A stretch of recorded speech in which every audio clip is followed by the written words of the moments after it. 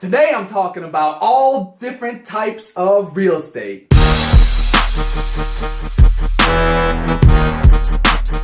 Hey everyone, Justin Spaulding here. Thank you for tuning in to the 10th episode of Ballin with Spauldin. If you have joined us before and are joining again, thank you so much. I appreciate that. If you're new, welcome to the show. Please share, subscribe, like the video, leave a comment so we can get those questions answered for you in the future. A few episodes ago, I believe it was episode 6, we talked about 3 steps for real estate beginners. And in there we had mentioned types of real estate. Well, I'm going to take that conversation a little bit deeper with you today.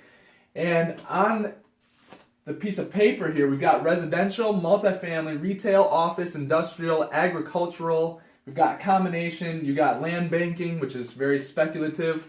Obviously on the stock market, you can buy real estate investment trusts. So there's a lot of different ways to invest in real estate, and you really have to pick what one you would want to get started with.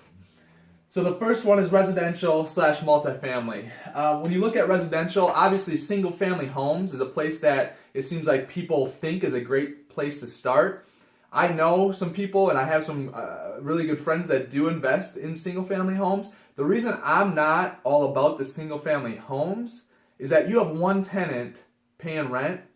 If that person leaves, the place is empty, right? If you have a 4-unit apartment building, so if you have multifamily, you've got 4 people covering all the expenses, paying the mortgage for you, all that stuff. If one of them leave, you've still got 3 people in there paying those expenses. So you can make money in all of these. That's another thing to remember. You can make money in all of these. So single family would be something as simple as you go buy a house for $60,000, $80,000, $100,000. You can turn around and rent it. And if you buy it, a good way to look at it is if you buy it for $70,000, you would at least want to rent that for $700 a month.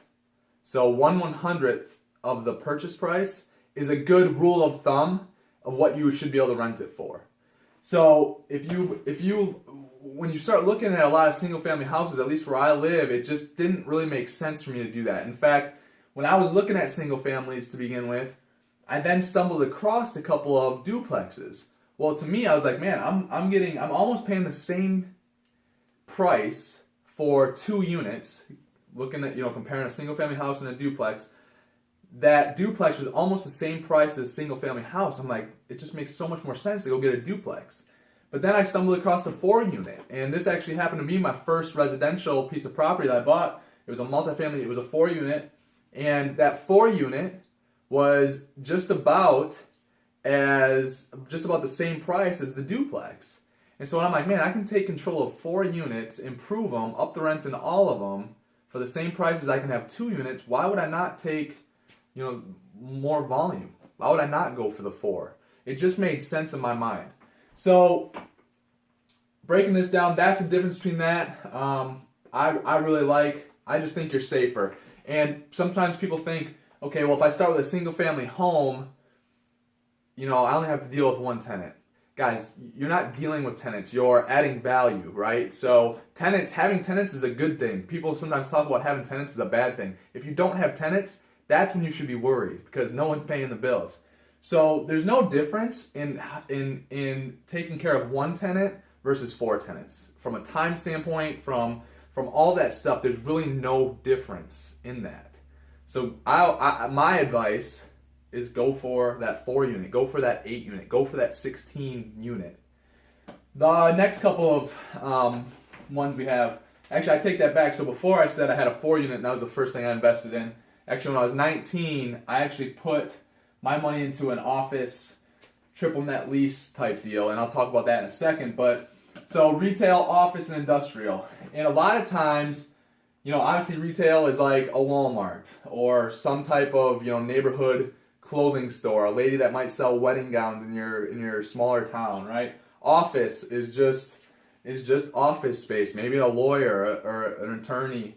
Industrial is something like a manufacturer or a metals type shop, building trailers, for example. Some stuff like that is industrial / warehouse. Now, a lot of times how you see these deals done is through a triple net lease. And what a triple net lease means is that, for a retail, office, industrial space, say as an investor, you went out and bought an office space that you're looking for someone who has an office to rent from you, and an attorney calls it. He wants to rent from you.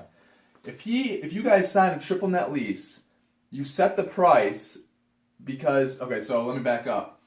He would cover, in a triple net lease, the attorney who was renting from you, he would cover insurance on the place, he would cover the taxes, the real estate taxes, property taxes on the place, insurance taxes, and maintenance. He would cover those three things. That's a triple net lease. So in the terms of your agreement, you have to reflect the price and give a price that you can cover your principal and interest from your mortgage, but then also factor in the return that you want to get on your investment. Now this is very hands-off. So multifamily is not as much triple net lease. So you're obviously setting the rent in a multifamily place, and you're collecting that rent, and then you as the owner of the building, you're going to be paying all those expenses on the building, from the mortgage and interest, or from the principal interest, to the lawn care and the snow removal and the water bill and the electric, etc., the insurance, the property tax. You're paying all that. Triple net lease, a little bit less of a headache in a lot of times. So backing up to when I was 19, my first investment was actually in an office building. I put in $5,000. It was a triple net lease deal. I would just basically collect money every single month, and within 4 years, I had all my money back, and that's still paying me distributions today, and that was back in January of 2011. So the next one is agricultural, right? Here's one that maybe you're a farmer, and maybe you really understand the crops, how crops work, and farmland, and all that stuff really work. Maybe you want to get in that. Maybe you want to buy the land and rent it to a farmer. Maybe you want to buy the land, farm it yourself, and make a cash flow that way. So that way you're owning the land, you're owning the crops on the land, you're making money multiple ways there. This is something that I don't understand. I wouldn't understand agricultural at all. It's not something that I would really necessarily want to mess with unless I had a partner go in on it with me who understood it. Land banking. This is more speculative. So a good example is something like Kohl's, for example.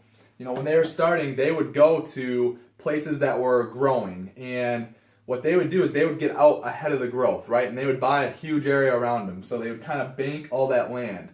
They would build their store. And in the future, when other stores wanted to come in and build around them, Kohl's or Menards does this too, they would come in and they would sell the land to them.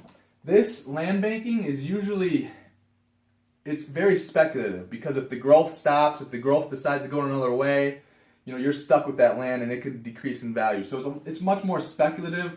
This is much more for probably a more sophisticated investor, or maybe someone that has the ability to have their capital tied up for a long time to take a little bit more risk. And then we have a combination. So if you go to a city, you see this all the time. In those high rises, what you usually have is you have some residential up there. You'll have some type of commercial, which is retail and office space, all in one tower. There's usually 3 different sections. Right on the block, right on the ground level, that's usually a retail. The mid-levels is usually office. The top levels for the views and everything are residential. So there can be combinations of things. Or maybe you buy an empty piece of land. You can put some single-family houses, some duplexes, some multifamily. That'd kind of be a combination